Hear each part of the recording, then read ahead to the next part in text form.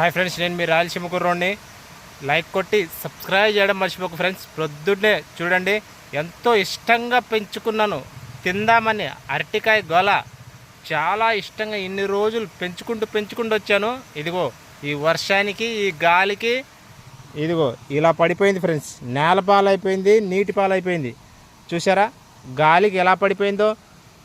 ఎంతో ఇష్టంగా పెంచుకుంటూ వచ్చాను, తినొచ్చులే బాగా టేస్ట్గా ఉంటుందని.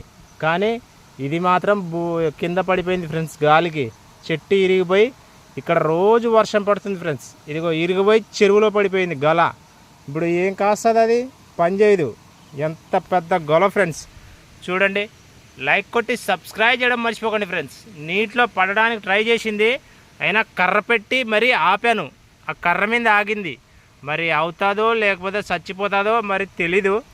ఇదిగో ఎంతో ఇష్టంతో పెంచుకున్నాను.